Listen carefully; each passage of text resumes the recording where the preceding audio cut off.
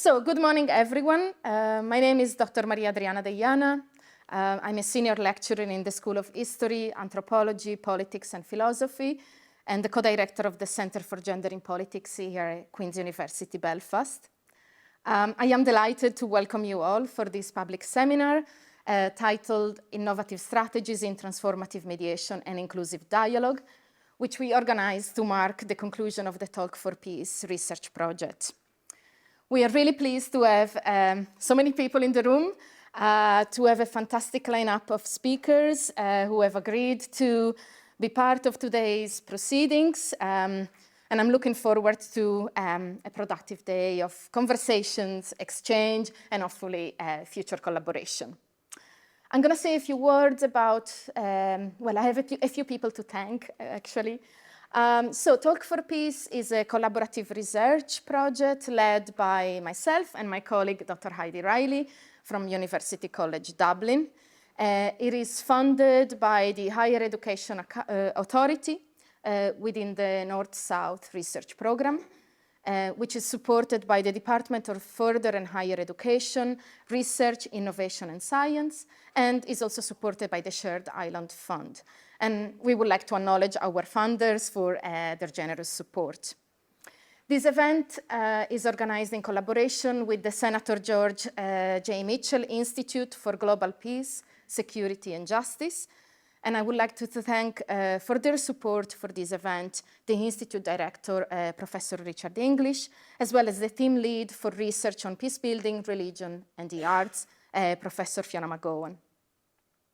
Also, special thanks to Wendy Louise-Smith and Brett Walker for their fantastic help putting together this event.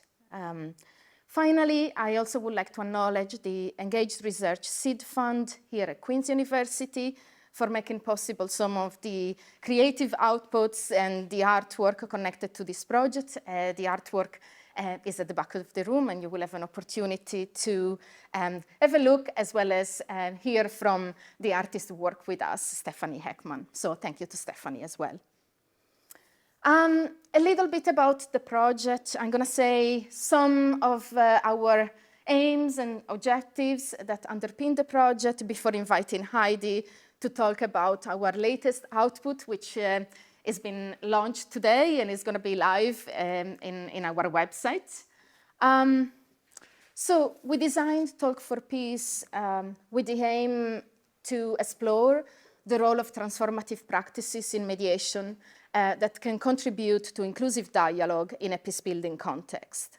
So as you know, the world of mediation has expanded considerably, involving not only high-level negotiations and diplomacy, but also mechanisms for national dialogues and ownership, grassroots peace-building efforts, as well as mediation support processes.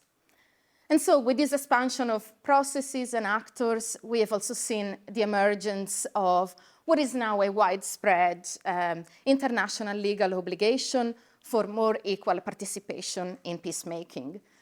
So, for example, particular attention has been given to the inclusion of civil society, and also specific measures have been identified in order to include groups who have been traditionally underrepresented. So think about women, for example. So if inclusivity has become a crucial norm, however, we still have gaps in terms of, one, realizing meaningful participation of groups that have traditionally been excluded from mediation. So again, women, minoritized groups, LGBT groups, as well as the intersections between them. And also, I think we need to learn a little bit more about what inclusion actually means in practice, how inclusion is understood by different actors, how is it operationalized in different contexts. And so a key argument that we make in this project and that emerged from the research is that we should think about inclusion not only in terms of adding previously excluded groups, but also in terms of acknowledging a variety of skills, knowledges, and tools that count as mediation or that can enrich mediation. So this is one of the key themes, and the people who are with us today have been very much at the forefront of pushing some of the research and the practice around the question of inclusion. The second dimension of the project is around the question of transformation. So how do we connect mediation to the longer and very much tortuous and ongoing process of conflict transformation? So in this sense, in the project, we are very much in conversation with researchers and practitioners that are trying to explore the contribution that mediation can make at all levels of a conflicted society, as Professor Catherine Turner has argued.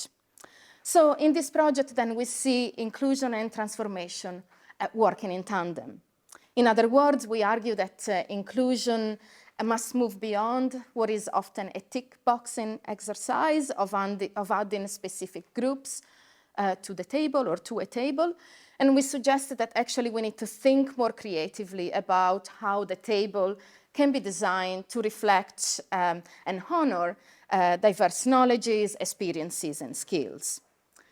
And so with this in mind, we are also concerned with questions of temporality. So how do we make sure that mediative practice becomes a process that doesn't simply end when a peace agreement is signed? So how do we make sure that mediation is something that we value for a conflict-affected society and something that is practiced in order to support the longer and very difficult journey of conflict transformation? So to explore these questions, we spent, nearly 2 years. We conducted interviews with mediation experts and practitioners, and we were interested in gathering their perspectives of how inclusion is understood and practiced, both in their everyday work as well as in the policy world. And we spoke to practitioners both based in the island of Ireland as well as people with transnational experience. And many of the participants are here in the room, so we are also very thankful for all your knowledge and wisdom that you have shared with us. While we are working on the academic papers and outputs on this project, we have already made sure that some of the conversations surrounding this project are already available. So we have a website, which is Talk4Peace.com. And the website really reflects some of the conversations that we've had. So you may find blogs there from colleagues who have been part of our thinking and of our networking activities. And you will also find a briefing paper that we produced in order to share some of the preliminary findings, specifically in relation to the question of inclusion. Another key aim that we had in the project was to think a little bit more broadly about what kind of techniques and tools can help mediative practices or mediation processes. And so while they are not traditionally associated with classical mediation techniques, the research that emerged from this project has actually pointed out that art-based methods actually can have an important role to play in terms of fostering wider engagement, in terms of contributing to inclusive dialogue. And so part of the Talk4Peace research also involved speaking to artists, practitioners, as well as researchers who obviously are very familiar with creative methods and the world of art. So these interviews are part of the Talk4Peace podcast, which you can also access in our website.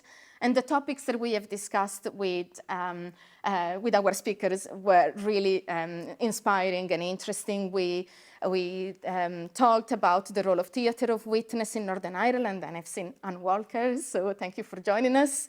And we also discussed the role of textiles, stitching, and embroidery as a method of research that was used by colleagues looking at the process of reconciliation in Colombia. And we have a couple of other more episodes up our sleeves. So do follow the podcast and please let us know what are your thoughts on the project overall. The latest output of the project is a toolkit on transformative mediation, which, as I said, will be made available today. It's already on our website, but I'm going to let Heidi talk a little bit more, talk about this project. Thank you.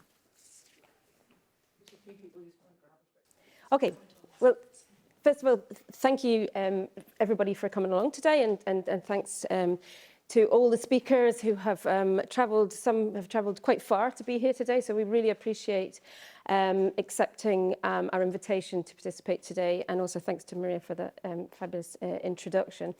It's very exciting, the diversity of speakers today, I think, which is importantly shows the importance of diverse perspectives and the intersection of different disciplines in this field of mediation. Very excited today to have speakers with such diverse interests. For example, Julia's, on the first panel, Julia's expertise on norm diffusion and international mediation, to Enda's practical mediation perspectives from Northern Ireland and beyond, from Nafisa's insights from a neuroscience perspective, and Sarah's expertise on trauma-informed approaches, to the arts panel this afternoon. So this is, gives you a little bit of a flavour of the diverse perspectives that we will be hearing from today. So anyway, coming back to the toolkit, as Maria mentioned. So we don't have printed copies today, but the toolkit is uploaded on the website and can be accessible through the website. So if you have your little card, down the bottom somewhere there'll be a sticker with a QR code on it, and that will take you to the home page of the website. Now, if you can't access it through the QR code, the website is written up on the board over there on the flip chart, and it's www.talk4peace.com. And when you get onto the homepage, you hit publications, and you'll find Toolkit as the first publication on the list there. So you don't have to look at it today. You can look at it at any time, or look at it on your computer, or share it. And of course, you're very welcome to share it on Twitter as well. Our Twitter handle is Talk4_Peace, again written on the easel up there. So just to say a couple of things about the toolkit before we get started with the first panel. It was really developed from findings drawn from focus groups held with mediators, peace builders who use mediative practice, activists, and policymakers who participated in focus groups that we held here in Northern Ireland. We held 2 focus groups in Belfast and 1 in Derry, Londonderry. And the findings from these focus groups are also complemented with some of the interview data from one-on-one interviews that we held as well. The findings were then collated into this document, which we call a toolkit, which provides both recommendations and ideas on which to reflect on what is meant by transformative mediation and inclusive dialogue in peace building from a practitioner's perspective, also drawing insights from academia as well. So just to say something about maybe how we have kind of come to understand transformative mediation. So it's often understood as a particular form of mediation practice, and this is a practice which is best known as defined by Bush and Folger in the 2004 book, Promise of Mediation, where it talks about a form of mediation practice where the facilitator plays a minimal role and parties very much lead the process. And the idea here is that this provides a greater sense of empowerment and recognition to the parties.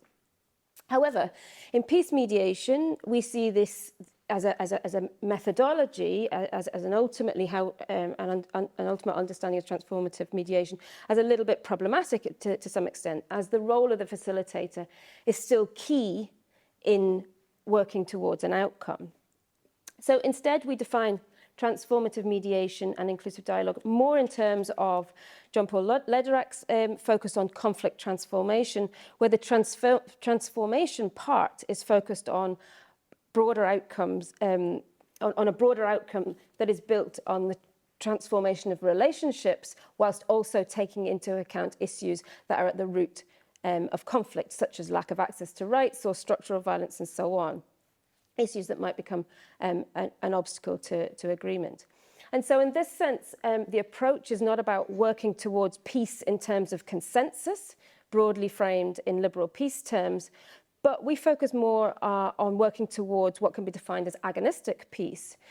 So I might just explain a little bit what we mean by this. So this is the concept, a concept which was largely originates from Chantal Mouffe's work. I don't know if anybody has come across this work, but has more recently developed into quite a kind of vibrant body of literature within peace and conflict literature studies. Now, at the core of the concept of agonistic peace is the rejection of the liberal peace priority of consensus, as I mentioned. Because it claims, the argument is that the consensus model drives towards, the drive towards consensus is impractical, it can be exclusionary, and it also sustains antagonistic divisions. So instead, agonistic peace is intended to embrace peaceful contestation.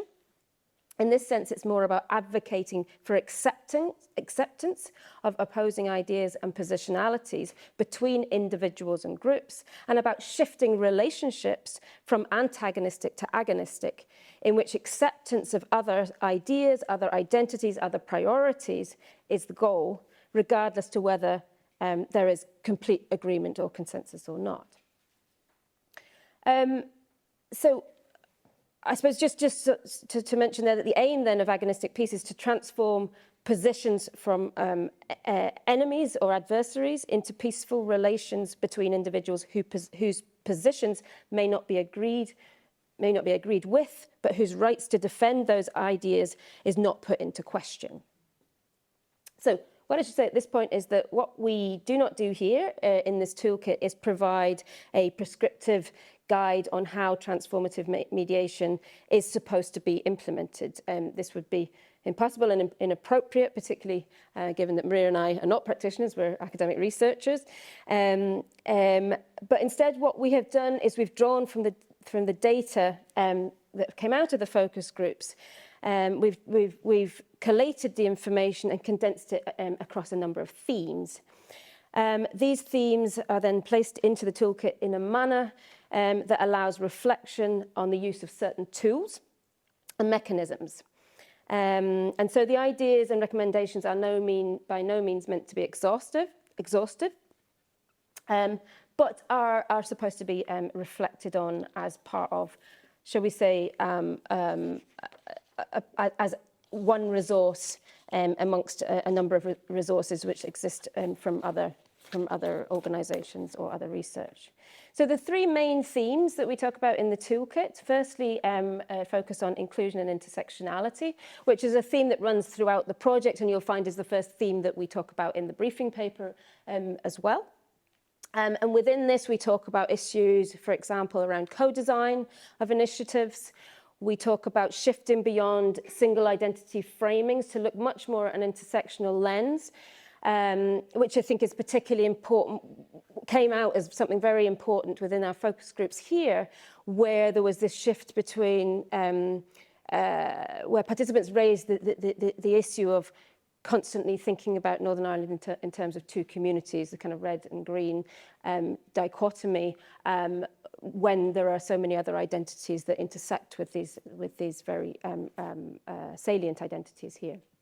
We also talk about breaking down stereotypes, particularly in terms of who is defined as a mediator. So, for example, a lot of women that are involved in community mediation, they often get defined as working in community dialogue, and therefore their work is undervalued, not seen in this kind of masculinist field of mediation. So those are the three main themes in the first section. In the second section, we talk broadly about spaces for dialogue. We talk about dynamism and diversification of spaces, but also looking at dynamism in terms of change. So how identities change over time, how priorities change over time, and that peace building in itself is not something that's static and has to be constantly reassessed.